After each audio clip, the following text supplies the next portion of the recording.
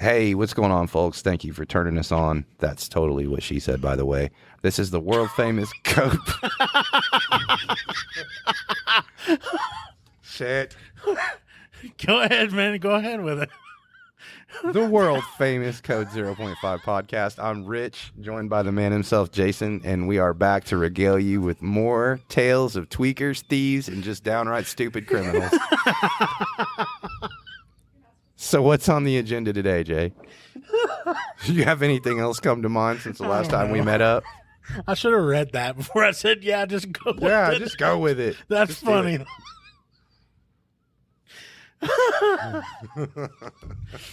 Let's see. What do I want to talk about? My first intro ruined it. No, it was great. We're going to leave it just like that, too. Oh, man. Well, before we started recording, we've been talking about getting in trouble and pissing our wives off. So that's what some of mine are going to be about today is guys pissing their wives off. Oh, yeah. That should be good. And, actually, that is my favorite hobby. Yeah. Kind of like poke the bear thing, Oh, yeah. Oh, yeah. And how they were mentioning earlier about how we'll give them the silent treatment sometimes, and it just drives them nuts and all that. Yeah. But then if they do it to us, it's like freaking great. So, yeah, that's one of the poking the bear, having the fun thing. But, and actually, my wife reminded me of this story that we're going to talk about. Get a call about, I think it came out as domestic disturbance or whatever, but it was neighbors that were arguing about something completely stupid. I mean, I kind of got there, and when they told me about it, I'm like, are you kidding me? Tree hanging over the fence line type shit. Yeah, stupid crap. But I get there, and one of them's adamant about wanting a report. I don't know what for or anything. Got to have that paper trail. I guess, but I go out there, and I'm talking to the guy. Well, the guy I'm talking to, you would think he's a tweaker. He swears up and down he's not. Little short guy, skinny as can be, wound up. He's bouncing all over the place. Mm-hmm. Well, his wife comes outside because he's so wound up and all over the place. I really can't understand what the hell he's trying to say to me. Mm-hmm. So his wife comes out, and she's trying to tell me what all's going on, and I'm starting to get an understanding of it. Well, since she's involved with it, I get her information, like her driver's license, and I get her husband's and all that. Well, I tell dispatch everybody I'm out with, and, they naturally check people for warrants whenever we do that. And so I've ran 4 people, and then dispatch says, are you 1012? And if any of y'all that aren't in law enforcement, yeah, they're basically saying, hey, I got to give you some information. Is there people standing around that don't need to hear this? Mm-hmm. And I tell them, yeah, go ahead with it. Let me know. Tell me what you got. And they said that they have a warrant, and it's in hand, or no, that's being sent over. Got a warrant for this tweaker guy's wife. And the look she gives me, and she's like, "What the hell?" So I go ahead and go up and detain her, and I'm telling her, "Hey, they're telling me you got possible warrant, blah blah blah. If you don't, if it's been taken care of, it's simple. I release you, and we'll go on about our day." And she's like, "Okay." Well, she's trying to think, and she's like, what is it? What could this be about? Well, then dispatch gets on the radio, and they're like, hey, we've got that, we call them, 1044, but a 44 in hand, which is a warrant. And I was like, okay. I was like, can you advise me what it's for? And they go, sure, it's for traffic. It's from speeding ticket or whatever that she got while she was driving. And before I can say anything to her, because they can hear it on the radio, I kind of catch a glimpse of the guy, and I look over at him, and he goes, oh, shit. And she goes, did you not pay that warrant?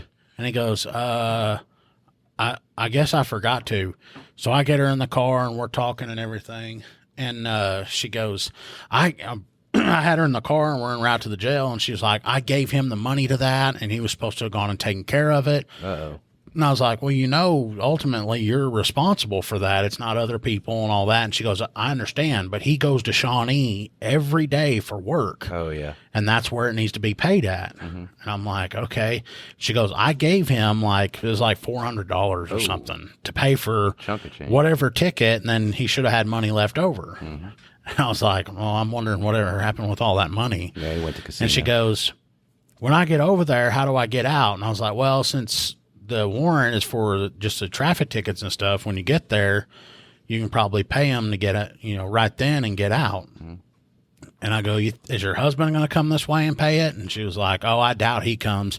And if he's got half a brain, he won't come anyway. Oh. And I was like, oh, yeah, why is that? And she goes, what time do you get off work? And I was like, well, my shift will be over with in a couple hours or so. And she goes, okay, well, you might want to let your buddies know that you work with that when I get out of here, that they're going to be responding to a domestic at my house because I'm going to whoop his ass when I get home. Yeah, I imagine so. So I get her up there, drop her off to jail, and I tell the jailer and everything that story. He thinks it's funny, but then he's like, man, this dude's going to die. Yeah. And he was like, don't worry, when we get you out of here, we'll save your bed for you for when you whoop his ass and come back. Have you checked on that guy? Is he still alive? Is he still breathing? He walks with a limp now. I bet. That's probably the least of his problems. Yeah. And I'm being dead ass serious. He walks with a limp. Oh. Because I was like, what happened? And they told, because he does domestic violence. He does like tree trimming service, and he climbs up in them and stuff. Yeah. Well, he said he fell out of a tree, and it's like, okay, yeah, he fell down the stairs, hit the doorknob kind of thing or whatever. But yeah, he walks with a limp now. Wow. G unit. Dang. This dude got lit up. I don't know though. I came pretty close to that. My wife was thinking she was going to be slick, was running faster than she was supposed to. She got pulled over by OHP. But she went to high school with the trooper, but I don't guess it clicked. That they had knew each other or whatever. So then, since that doesn't work, then she tries the, hey, my husband's an officer angle, to which the trooper gives zero shits and writes her for it. He did drop it. From however fast he was going to just a 10 over. And she comes home telling me about that. And I'm like, yo, they ran you. Like, God, you can't be doing that. That's just, we got to set an example. This. And she's like, I know. I was like, give me that. I'll take care of it. And I immediately paid it, but I let it go by, and I just left it laying in my jeans, I think, or something, when it was past due. And she brought it to me, and she's like, did you get this taken care of? And I was like, what? And she's like, the ticket. You said you were going to pay it. I was like, oh, no. Oh, no. So then I act like I'm calling dispatch and checking her, and I'm like, yeah, you got a warrant. She's like, I better not. You better have paid that. And then, yeah. She waterboarded me until I told her that I paid it, but they're just brutal. She tried to pull the cop card thing, telling him that, oh, my husband's a cop and all that. Mm-hmm. Again, using that, from this little town, and of course he knows the little town exists, but he still doesn't care. Oh, my wife got a speeding ticket one time. Really? I don't know if she threw her name out there at that time. But anyway, she has court and wants me to go with her. And I go with her. I don't know if it's because she was nervous or she thinks that like magic happens whenever a cop goes in a room and they go away. Mm-hmm. But little does she know, I walk up there and I talk to the bailiff, and I was like, hey, I go, does your judge have a sense of humor? And he was like, no. And I was like, dang it, man. And he goes, why? And I was like, well, my wife seems to think that since I'm a cop that I can get her out of this ticket. But what I want you to do is tell your judge when it's her turn and he talks to her and everything, have your judge tell her that she's going to jail. And he was like, oh, no, that shit would not happen. And I was like, come on, man, it would be funny. He goes, no. He goes, you don't understand. Our judge has no sense of humor. Yeah. I was like, okay, yeah, we'll leave that one alone. Yeah, we had an old judge like that. That dude did not play. Like, they'd show up and somebody would request a payment plan, and he'd be like, we're not doing that today. Your citation's $140. Do you have $140? They'd be like, well, no. That's like, well, you better find it, because if you don't have $140 before court's over, you are going to jail. And you'd be amazed at how fast people come up with money when they hear that. Yeah, it's like that judge that we were interacting with or whatever. I mean, he goes, you got your ticket. you knew that in 30 days you were going to have to pay this. There's no excuse. Mm-hmm. That's the big thing. Like, people think that police departments make all this money off tickets, and like in actuality, they really don't, which is, I'm glad that actually got brought up, because that's a common misconception that cops are out writing tickets because we supposedly make a bunch of money off of it. I mean, by the time you do your court costs, and then there's like fees to the state, you know what I mean? And then just everything else that goes along with it. I mean, the department doesn't really get anything out of it. I mean, most of the time it's less than $5. Yeah. I know for an SO it's around $5. I don't think ours is very much more than that. Yeah. So I mean, it's really, you know, just to kind of keep it, you know, when they're writing it, to kind of slow you down. It's not because they're making money. I mean, it's illegal to have a quota or set a quota. Now, you can do so many contacts per hour, but just because you make a contact, that's not a you will write a citation type thing. That's all dependent on the stop. Yeah, So, I always got tired of hearing that. And it's like, if they knew the reality of it, they'd be like, you know, holy crap, they don't get anything from doing this. But yeah, that, like I said, and you know, we're a small town, and so everybody seems to think that we're ticket happy because we get, you know, or we get something out of it somehow, and it's like we don't. Like, we generally we get nothing other than the headache and people being mad, and I mean, rightfully so. But at the same time, I mean, yeah, they get mad at you because you caught them doing wrong. yeah, see, and it's your fault. My job is to catch you, and your job is to not get caught. So when we interact and I've got you, just take this L, my boy. Just be done. It's like they say, it's your job to get lucky every time, but it's our job or we just have to get lucky once. Yeah, to catch you. It's a story of my life, actually. I got a phone call before. You know, I get a phone call. It's from a guy I know that works in Shawnee, and he was like, hey, he goes, you know, your wife, does she have a different first name than what she has like on Facebook or whatever? And I was like, well, yeah, I mean, she goes by such and such name, but that's not her legal name. I was like, why? And he goes, he goes, well, I just caught her driving through Shawnee doing such and such and all this. And he's like, would you like to talk to her? Oh. And I was like, yeah, I sure would. And she told me that, you know, he comes walking back up to the car and he's like, hey, somebody wants to talk to you.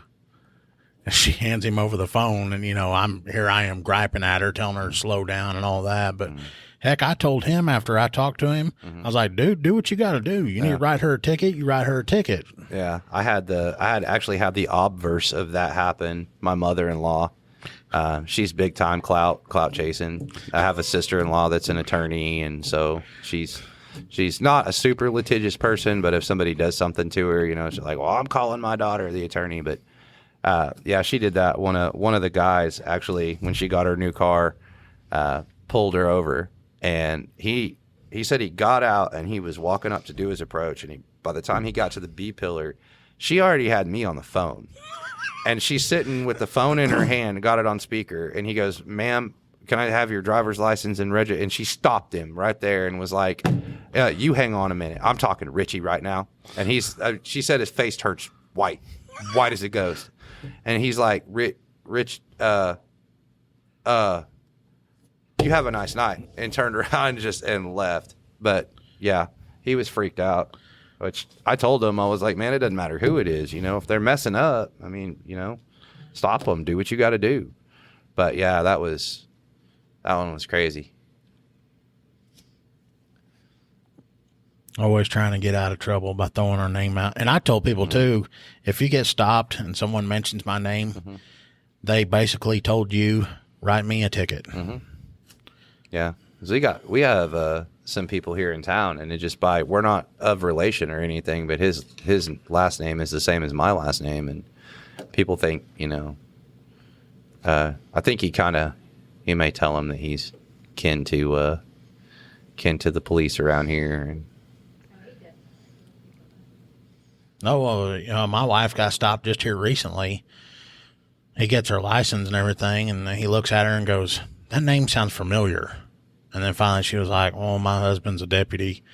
And he goes, oh, yeah, is that right? And she goes, please don't call him. Please just write me the ticket. Don't call him. Just write me the ticket. Yup. But, and, you know, we play games with our wives, you know, give them hell and all kinds of stuff. And it's fun, and that gets me back onto the story of one of the calls that I had. I don't know what kind of information he'd given, but if you believe someone needs some mental health treatment, you can go and petition the judge and say, hey, so-and-so needs some help. They won't go and get it.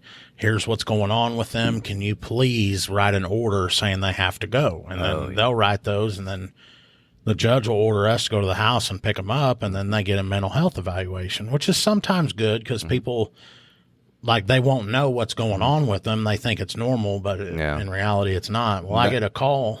Huh? I was going to say, there's so much of a stigma around any kind of mental health treatment that, nobody wants to go. They don't want to admit they have a problem, or they might have a problem or whatever. So. Yeah. And I think those orders are good sometimes. It keeps them from having to admit that they need help or whatever. But I get one of those orders one day, and I go down to the house, and it's for a woman. And I get there, and I knock on the door, and she comes to the front door, and I tell her what all I have. I was like, ma'am, I've got an order from a judge that says I need to pick you up and I need to take you to get a mental health evaluation. And she doesn't argue it with me or anything. She looks at me straight in the eye and she goes, my effing husband. And I was like, do what? And she's like, he thinks that there's something wrong with me, thinks I'm crazy and all that. And I stand there and have a good conversation with her, just talk to her. And I'm like, man, there's nothing going on with this lady. I mean, I have no idea. And I can't remember the exact nature of why the husband thought that she needed this. Maybe he's fixing to divorce her or something. But anyway, I load her up. We drive however far it was. Took us 30 minutes to get there. And we walk in, and she fills out all her paperwork. She goes back for her eval. And then the counselor, whoever, comes up and talks to me, and they go, why is she here? And I go, I have absolutely no idea. I said, you saw the order from the judge and then what the petition said, but I don't know. I said, I talked to her for 30 minutes on the way up here. She seemed normal as can be and all that. I go, I have no idea why she's here. And this counselor lady was like, yeah, she goes, I'm not even giving her a safety plan. She doesn't need help. She doesn't need treatment. She doesn't need anything. She goes, there's nothing wrong with her. And I was like, okay. And she goes, now you might have a problem with her when you get her home. And I was like, why is that? And she goes, because she might kill her husband. Oh. And I was like, well, yeah, I can see that. And, I get there, the lady comes back out, and I talk to her, and she's like, yeah, she goes, she's good to go. You can take her back home and all that. And I told her, I was like, well, I guess we'll just head back home. She's like, okay. She gets in the car, and she's kind of talking to me and stuff. We're just chit-chatting. We get there at the house, and as I'm pulling in the driveway, the husband just got home, too, like he's getting out of his truck as I'm pulling in. We get out. She gets out of the truck. She starts walking towards the house and walks by her husband, and she goes, oh, just you wait, mother. And I was like, oh, shit. And the husband, he turns and looks at me and throws his hands up, and then he comes up to me and goes, what's going on? And I was like, well, you know that thing you gave the judge? And he's like, yeah. Well, the counselor and stuff there that gave her a mental health evaluation, read through that, gave her evaluation, and said there's absolutely nothing wrong with her. Uh-oh. She actually thinks that you made this stuff up, and now your wife is pissed to high heaven. Yeah. And he was like, man, this is going to get bad. And I was like, and it's about 4:00, and I've got to go. Yeah. So you have a good night. And I'm like, oh, it's going to get bad. And I was like, and I'm sure you'll be calling us here in a little bit because she's already told me that when she gets down here, she's going to let you have it. And he goes, well, you heard her where she says, oh, it's whatever and all this. And I was like, yeah. And I looked at him and I was like, it's time for me to go home. Good luck, buddy. And he was like, what am I supposed to do? And as I'm leaving, I was like, you ever heard that term? That you made that bed, you go lay in it? Oh, yeah. I said, go lay in it. Ooh. And I come pulling out. I never heard anything from him. I don't know if So you haven't checked on that guy either? Oh, no. Oh, he's probably walking with more. It might not even be walking now. Well, and that house sits up off the road a ways, so she could have buried him in the backyard and we would never see anything. Oh, probably. Probably. And she's probably got friends because my wife tells me constantly that her and her friend have a good place to bury a body. See, they talk about all these friends. They're like, oh, yeah, I've got friends and we can bury. Like, where are these friends when like, the yard needs to be mowed. Yeah, so no I kidding. don't have to do it. You know. Well, one of her friends came over here recently and started, jacking their jaws and all that. And I'll go outside because it was my dinner time, and I walk out there and I go, "Hey, which one of you two is making me dinner?"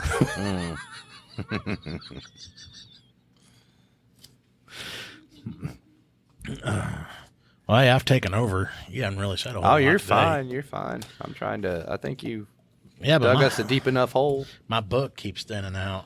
I know. I've got a. We're definitely gonna have to get the wives on here one day and let them talk. Man. We talk all this, crap and run our mouths. I guess we can give them opportunity to get on here to defend themselves. Are we gonna get one of those buttons that we talked about where you can do the beep thing, like where you can beep? Or there's gonna be a lot of editing to do after this. Yeah, we can probably come up with something. But anyway, you ain't got nothing for me today. We can cut this one short. No, not offhand. Just the one where she thought she was slick and was trying to get out of it. But. All right, everybody. Well, thanks for joining us again on Code 0.5. Make sure to visit us on our website, www.code05.co. While you're there, you can see all the providers that we get on as far as podcast players, and you can subscribe to us. And if you happen to be on iTunes, you can leave us a review. If it takes to get a 5-star review, we need to put the wives on here. Y'all let us know. Yeah, let us know. Also, if you get on Facebook, you can leave us a comment of things that you maybe would like for us to talk about or like for us to hear or would like to hear from us.